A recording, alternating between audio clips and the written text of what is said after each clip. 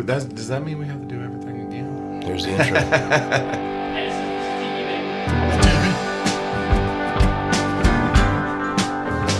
Ladies and gentlemen, boys and girls, welcome. You have arrived to the conversation that'll end all conversations. The Soulcast with your host, Woody Wood. And now, without further ado, let's get in that crazy head. Here's your host, Woody Wood. What's up? This is the 4th episode of the Soulcast. I know that I'm saying that, and I haven't released the 3rd one yet with Joe Bone, but that'll be out with this episode, so check them both out. Today I have Mr. Phillip Lee, and I have Mr. Micheal Badamie. Good morning. And it is the afternoon now. Is it?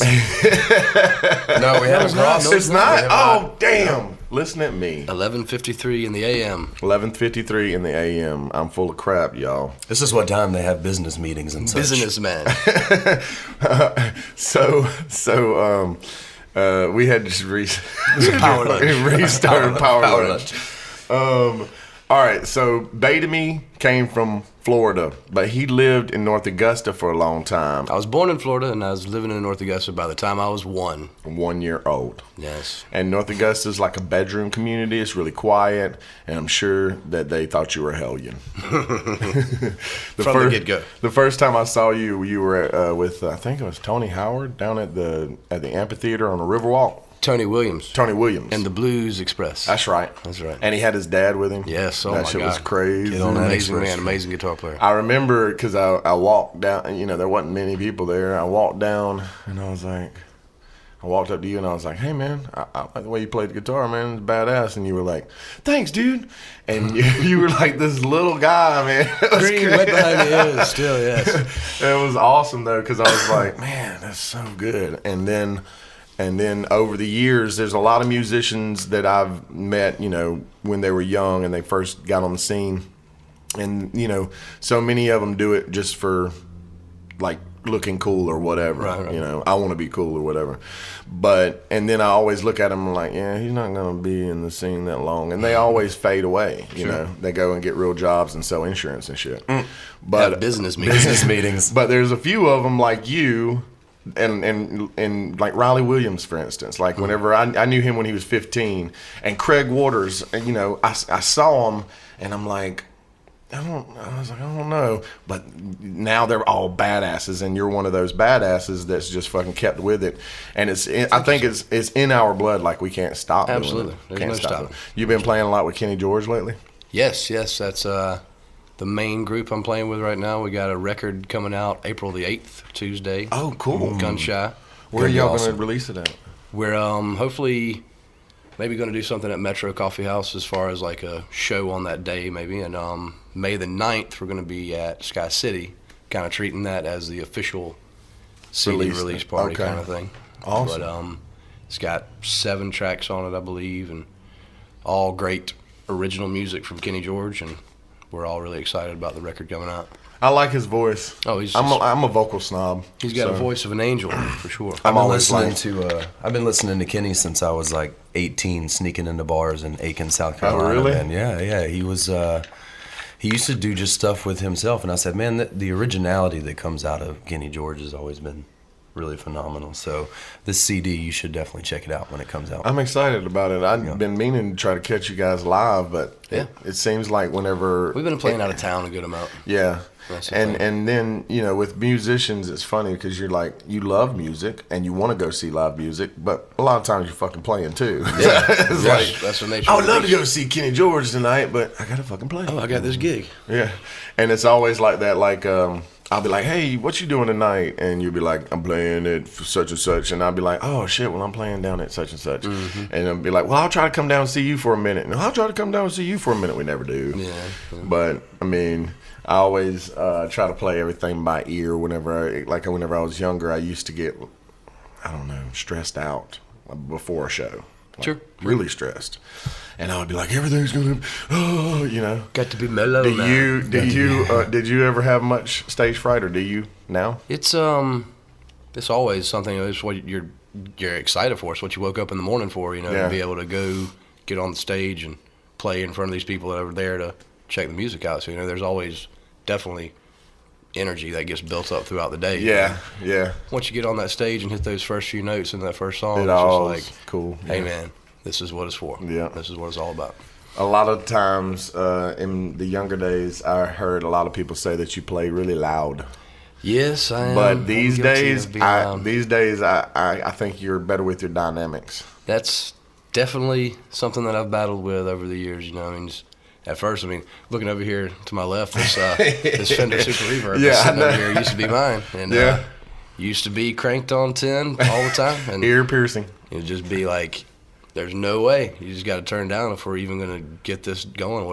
Like certain amps, you got to have them turned a certain amount so they're going to do that thing that they do. But over the years, I've just tried to. It's not that I'm going deaf or anything at this point in time. Just try to make everyone happy in the situation, So but you- still get the. You Get the thing out of still it. playing with your brother at all? Oh yeah, he's Brooks is playing bass in the Kenny George band and the Phillip Lee Jr. Blues Explosion. So I get to play with Brooks 4 nights a week. And Oh, that's awesome. It's just a blessing to be able to look over to my left or my right, and there's my brother beside me, just Yeah. Amen to that. rocking it. Yeah, that's the way me and Joe Bone are, man. We Right. like when we were 12 and 13. Joe was like, "I'm gonna be in a band," With you, and he's like, "I'm gonna play an instrument. What instrument do you want to play?" "I'm gonna play bass." And I was like, "I didn't know I was gonna play an instrument, but I play guitar." Yeah. And then like we were kids and we were like having a party, and when you're young, like they all want to play the power chord stuff and they only know like a part of a fucking song. Right. And so I learned playing the Eagles from an easy chord book. That's how I learned, just taught myself. And I would listen to the songs over and over and try to learn them. And one day after a party, all the kids had left and everything, and I played a song. I played a piece for Easy Feeling for Joe, and he's like, "Dude, you should have played that while everybody was here." And I was like, "They don't want to listen to that because they want to." And he's like, "Yeah, but it's a whole song. You can play a whole song." top to bottom, baby. And I was like, That's "Oh, an accomplishment. Yeah, yeah, it was for me, especially because you're a kid and you just want to go out and. Yeah, you learn, and you can like, I can do this riff. Listen to this riff. Check that riff out. But it's like, can you do a song from top to bottom, Yeah, start to finish? yeah, Then whenever you get absolutely. those going, you're like, ooh, I'm really doing something now. Now, in my life, I've had a lot of influences from family to, like my cousin that plays in the band Judge, Lefty J. He's the reason that I play music because I used to think that shit was magic. He's a damn good player. Yeah, I've seen him. He's a damn crazy player. good. And so with you, did you get a lot of encouragement from the fam and all that stuff? Absolutely. My mom, she is just all you could ask for in a Exceptional. mother. Exceptional. She bought my first guitar for me whenever I was 13, 14, acoustic, then get my first electric rig, amp, and a guitar whenever I was like 16, and she was never once, can you turn that down? Never once with that whole thing, and just That's cool. let me in my room just sitting there with the stereo wide open and the amp wide open learning and just pick it out over and over and over until you get it enough right to where And you're like, ooh. that's kind of how you learned. I mean, Oh, yeah. Just listening to the songs over and over, rewind, play, trying to pick it out and It's trying to match crazy. the notes and match the tones and match the sounds, These days, it seems like, you have so much at your fingertips. And whenever I was coming up, like it was hard for me to find an easy chord book. Right. And nowadays, you can just go on the internet and find whatever. Right. Yeah. So, do you think that affects the music? Do you think that affects what's going on right now? Well, I was talking earlier, my Uncle Jay, whenever he came back from school, he had the guitar and showed me the G chord and showed me the D chord and showed me the A minor and things like that, which at that point in time when I was 12, 13, I was just like, this is the world. Yeah. So, like, the thought of how you can go to the YouTube or something like that and just, the world's just become such an instant gratification kind of situation. And it takes, I wouldn't say the integrity out of it, but it's how am I going to get from point A to B as fast as I can. But a lot of times that getting from point A to point B, that's where you learn all your things, so you can't look at it like a fast process at all. You just got to No, yeah. really put all the time in, all your heart, and that's where all that comes through as far as the time that you spent. Exactly. That's where it's like, damn, this guy's took his time with the situation versus this real sloppy, I can do this, but I can't do that. How do you do this? But It's just the time that you spend with it, you know. Well, there's some musicians that I call paint by number musicians. Sure. And I think that the soullessness it really bugs me. Yeah. Like Beats me up. I'm like, dude, you're going through the motions. I see you going through the freaking motions. Right. But where's the soul at? Where's your heart? There's you no know? point coming across. And for me, I just learned enough to where I could play guitar and accompany myself singing basic strummer. I try to beat on the guitar like it's a drum or whatever. So Phillip, blues, I ain't heard you yet. Hadn't heard. I hadn't heard you play. Hadn't heard. I don't know where Michael came up with that name. It's some. We don't even play a blues song. I don't think. Not a single one. Not a single one. It's kind of, I guess, a play on was it John Spencer Blues Explosion? Oh, yeah, there you go. Oh, okay. I guess it's just kind of a play on that. There you go. It's the Phillip Lee explosion. There you go. There you go. Do you ever sing? I sing a time or two. I sing a handful of songs. You know, there's nothing that I've really gotten super comfortable with my voice. I've kind of got my little range here to here, and I can sing those songs that are in that range, and I feel comfortable. You know what I mean? I belt it out here and there just to try it, but That's cool. it'll do what it does. So the album, where'd y'all record the album at? With Sean Guess, the Digital God, I believe is his name over there in Aiken, South Carolina. He's got a great studio there. He's actually since moved into a new situation where he's really excited about that new place too. But we did all the tracking over there, drums, vocals, guitars, everything. Did y'all do a live recording with scratch tracks and go back over? How did y'all record? When I came in, the record was like 85-90% already done, and I was just kind of like sprinkling in here and there. So Right. I believe that they did start with like a scratch vocal and acoustic guitar, and then built drums to that, and then add bass to that, and then pedal steel, and then I came in, did some guitar, and then the vocals being final, everything done and laid over like that. But it was already pretty much peanut butter and jelly done whenever I came Right. in, and just kind of added the sprinkles. It's like, could you put some icing on this cake for me? But Sean does get some good sounds. He has got some really nice, clean sounds coming over there to his studio. That's cool. Highly recommend working with that guy. You guys releasing this actual CD or y'all going digital? It's going to be a physical hard copy and a downloadable thing where you can get it on the iTunes and the SoundClouds and all those type places as well. You know what I've been loving is, like, I'm not a real big Beyonce fan, right? But her last album, she released it, and then for every single song, if you buy the album, you buy it digitally, you get a video for each song. And I was like, that's genius, man. I mean, you know, and it's silly for us not to take advantage of the technology that we've got these days. I mean, you can literally record a song and then put it out on the internet That afternoon. Yeah, it's crazy. Do you write much? She was excellent in Cadillac Records, though. Dude, oh my God, that fucking movie. Yeah. Whenever Muddy Waters, Little Walter died, and he goes up in the room, and you can hear him crying. Oh, man. Man, the hair on the back of my neck standing up right now thinking about that shit. Yeah. And that dude that played Muddy Waters nailed that shit. amazing. I was like, what the fuck? Cadillac Records, y'all motherfuckers check that shit You gotta out. see that. Somebody gonna take care of Walter? Somebody gonna take care of Walter. Somebody gonna take care of Walter. Somebody gonna take care of Walter? Yeah, take care of me. Yeah, take care of me. That's right, Mud. He's like, I gotta use restroom. He goes I'm in gonna there. need another Cadillac. Oh my God. I'm gonna need another Cadillac. You my white daddy. Yeah, man, she was badass in that motherfucking movie. She was great. Mike, you showed me that movie for the first time. Yeah, I was like, Phil, you gotta watch this. The first time that I watched that Excellent. movie, I literally rewound it and watched it again. Amen. Because I was like, holy shit. Yep. And whenever Chuck Berry got on the scene, I was like, what? Here it comes. I didn't even know. He's like, he never did any drugs. Yeah. He never ate any food for the white people. He didn't, no. But he did love the girl. He liked the women. He liked the women. And then, Can't blame a man for that. Can't blame hell him. no. I love the women. I can't keep one for long, but I love them. I I love all of them. That makes two of us. They're like, you know what? I think you love your guitar more than you love me. What made you think something like that? I was like, well, she is perfect hourglass shape. I mean, just big bottom like I like. Boom. So, how long have you been playing? Publicly, or just music? Like just anything. I mean, I started picking up guitar and playing around 12 or 13 and learning like couple things, and then by 15 or 16, I got involved doing, like church stuff, and kind of started there, and all kinds of gospel churches, regular churches, all kind of different things. That's cool. So that was a heavy influence early. And then it wasn't until, I don't know, maybe 4 or 5 years ago, Woody, that when I moved kind of over in this direction and started messing with the Badamie. Messing with Badamie. I don't suggest that to anyone.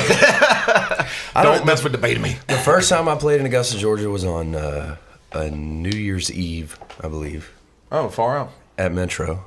And you were there. You were playing with like Keith Jenkins, who played for James Brown. A lot of Big people know R. him. Big Ryan Abel.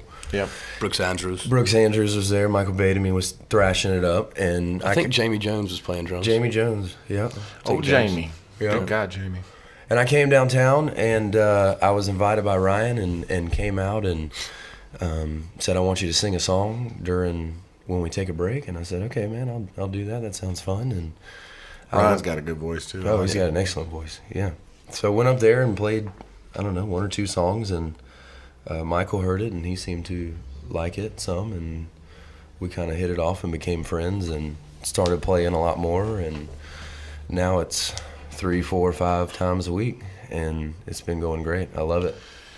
It is the greatest job in the world. It is, man. And it is. You can't. There's no description. You can't put your fingers on it in any way. Yeah. Like people think I'm full of shit. Yeah. Whenever I put on Facebook, I fucking love my life. Yeah. They're like, seriously, how can you love your life like that? Yeah. I'm like, because you got to be me for a fucking day. I'm telling you, this shit is awesome. You gotta try it. You gotta try it. You gotta try it. So, was the blues a real big influence for you? Because for me, Absolutely. Like for me, man, the blues is it. Yeah. As far as I'm concerned, that's where it all fucking came from. Sure. Absolutely. And you're speaking of Cadillac Records, like you're gonna think I'm weird, but like when Ray came out, holy shit! Yeah. I was like, I was a Ray Charles fan, Right. but I had no fucking idea. The way it all went down. Yeah, and I was like, whoa, he's a badass motherfucker. And then Eddie and the Cruisers. John Cafferty and the Beaver Brown Band, boy. Yeah. That dude's voice was just so good. Yeah. On the dark side. Oh. And the Doors. So, I got like the top 5 of my personal favorites. Sure. And they're all music, biographies, basically. And I love the way that Val Kilmer pulled off being Jim, the coolest rock star of all time. Yeah, apparently after they were done filming, it still took him like 3 or 4 months to get out of the mindset. Yeah, he's like, I am Jim, I'm motherfucker. just there now, man. Yeah, it's like on Johnny Carson going, what? It's the music, man. It's the music. So, do you feel like me about music? Like, I really think that it's magic. Like, it comes from somewhere else. Sure. It's like we're antennas and we're just drawing it from somewhere. Do you ever do you write much? Every time that I pick up the guitar, I will try to come up with some kind of riff or try to come up with some kind of passage, musically get from here to there, and it's like, ooh, that sounds cool, or this needs a little bit of that.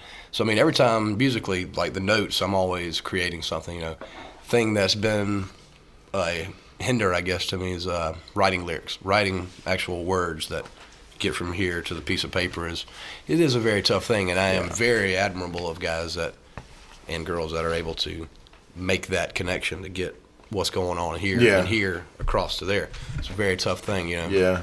I can get what's going on from here and here to come out here, no problem, and very thankful for that.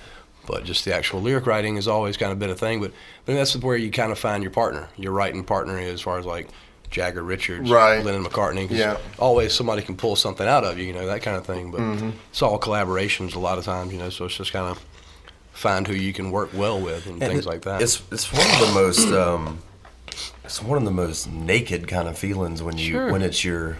You're bearing your soul. You're bearing your soul. Kind of when thing. it's your And so, original material. I know for me, like a lot of times I'll start writing and you get so, self-judgmental about what you're writing down, and you're like, oh no, that sucks. And Why did I say that? Why did I say that? Yeah. And it's like that trying to transfer it, like you were talking about. It's a balance. It's trying to transfer it. I do a lot of improv on stage, and the reason for that is because it's very hard for me to remember words. I don't know why. I just have a difficult time. You are excellent at that. Good Lord. Oh, the improv shit? Yes. Yeah, I appreciate The that. amount of stuff that just comes off the top is highly impressive, sir. I appreciate that. Sometimes it goes easier like that, though. You just do it like It when does. it's a feeling instead of rehearse. Well, what's beautiful about it is it gives me a little bit of leeway to where Yeah. to where I see what you did. to where I can, like, if I'm going through something, right? Because music's therapy. For me, it's therapeutic. The best. If I'm going through something at that particular time and I'm on stage and I'm singing improv, I can work through some shit in my head on the stage in front of everybody and have this moment to where I'm like, whoa, did I just do that? Like, I literally have those moments and I'm like, wow, that's fucking awesome. And so I have, like, I've had out of body experiences on stage and like full body orgasms and shit like that. Like, because I need a break. I have to clean. the energy that you get from the people is just so good, man. Yeah. Sure. And so when you are finished, are you ever finished? I mean, are you finished with a piece of music whenever you're like? Because it always seems to me like a comedian that has a joke and then he refines it. He's like, he records his hour special and then he's like, oh man, I come up with a really good tagline for that last joke, but it's not on the special. I'll use it whenever I'm. That's the thing too. Like, yeah, the song may be prepared enough to be recorded and say, all right, here it is for the world. But whenever you play it live, all those refineries just kind of come back around. You're like, ooh, I needed to put this there. And That's make that exactly part why I longer, love so, live music so yeah, much. it's just the thing might be done here, but it's never really done. Like you said, it's just it's always going to grow and evolve. I think of it like this. Okay, every one of the songs that I've written, I think of them as like a child, and they're growing, and maybe they're jogging, and sometimes they'll wipe the sweat from their brow, and they're breathing heavy. In different parts of that song's life, it's going to bring on a different kind of feeling. And That's heavy, man. I like that. But I want to ask y'all this: do y'all believe in aliens? I haven't ever physically seen one, I guess, but I mean, there's got to be A possibility. There's got to be more out there. You know, it's not just There's like, got to be more. can't be selfish and say we're the only beings here. Oh, there's more out there, man. You know, they have to be out there. Yeah. I saw something crazy the other day. I have to tell you about it. Okay. All right. So you know Wasabi Express up on Washington Road? Yeah. They've got the best spring rolls. Okay. So I'm up there. I'm getting me some spring rolls. And I'm looking up, and I'm sitting in that drive-thru, and Red Lobster's across the street, right? It's about dusk dark.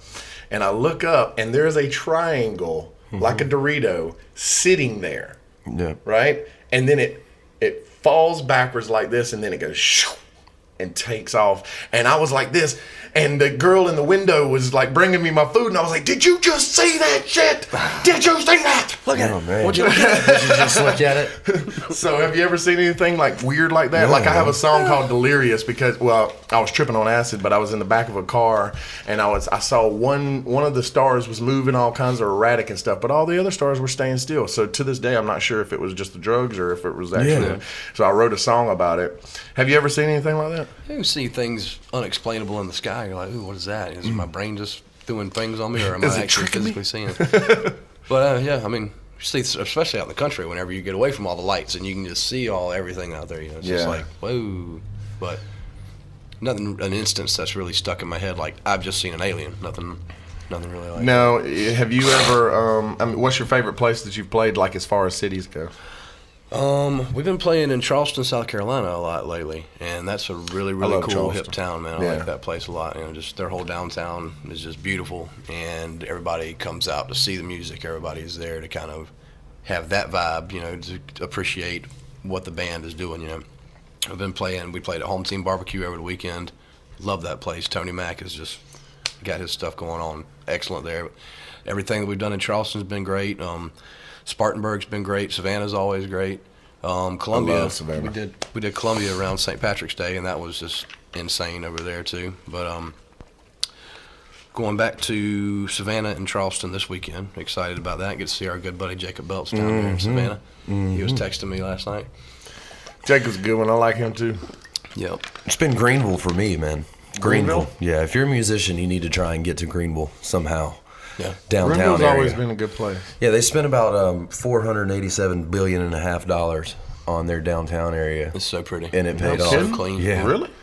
it paid off. I would eat a steak off the ground there. Damn. It's real nice. That's what's up. It's real nice, and they I take love care the of you. history in the southern cities. Like, because especially Savannah. Holy Yeah. crap.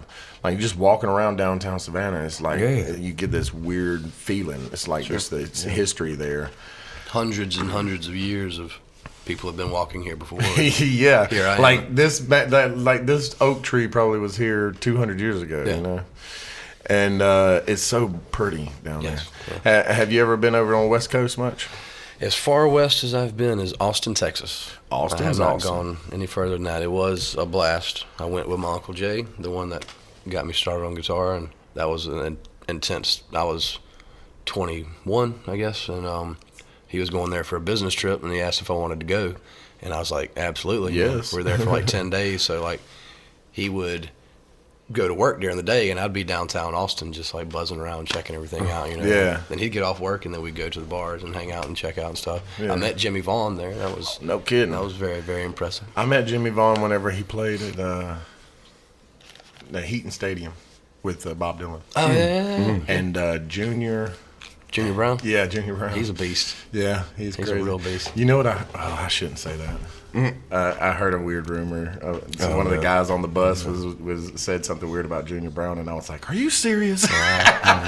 You never know. But hey, man, when you're on the road, dude, whatever. you weird gotta stuff fill your happens. time. That's one of my things, man. I hate waiting to play. Yeah. Yeah. Like, I don't hate it.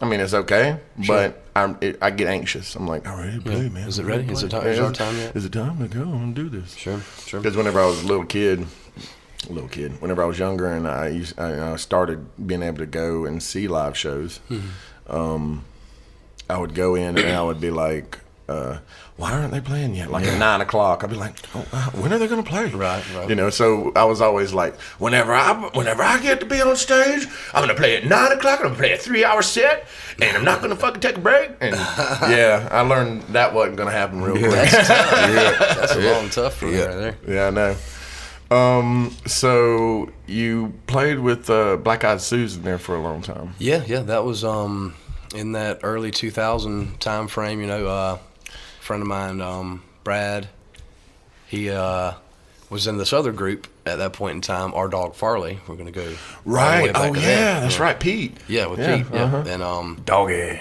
they were playing, doing some stuff, and Brad, he knew that I played guitar, and he was like, "Yeah, come over and just kind of sit in, and check out the band, and see what kind of vibe you feel." You know, so like there was like 9 guys in that group. You know, we Yeah. had like flute and Yeah. saxophone, a couple of guitar players already, and stuff like that. You know, so when we go play at Joe's Underground, like 9 of us on stage in that area. It's like, don't bump me, dude. Yeah, like, trying to breathe over here, man. But played with them for a while, and it was great. You know, it was my first experience, like playing in front of people and getting that feeling of like, I've been doing this in my room and I enjoy it, but here it is now. I'm on stage doing it in front of people, and people are like, Yeah. you know, staring. You know, so it's just like that feeling, hooked. Yeah. Oh yeah. That kind of thing. So we were doing that for a while, and then it kind of, like I said, there's so many guys in the group that certain people wanted to go this direction, and then the other handful that wanted to go that direction. Right. You know? So me and Brad and Darren Plunkett, the drummer at the time, we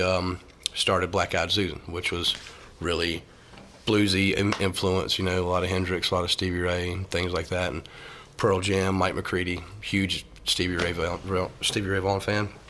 You know, so we did a lot of things like that. And we were writing our own stuff. We had a little record that came out and stuff like that. And we did that for 3 or 4 years, and then my brother actually joined that group and was playing the bass, and Brad was just simply singing, or not simply, but he was just doing the front man thing. So we did that for a while, and then played a lot, did a lot of shows, you know, and then I met Jason Sabo, Oh, right on. and started playing with Sabo, and that became like Sabo, my brother, Russell Jarrett, which amazing drummer. I mean, probably the best drummer that I've ever played with. You know, he is just phenomenal. So we did that. Hard to find a good drummer, people. Oh man, he is Especially one that plays the rock and roll like he does, is man. Rock He Jarrett is- for yeah, a reason. yeah. Russell Rock Jarrett. He is just solid, you know.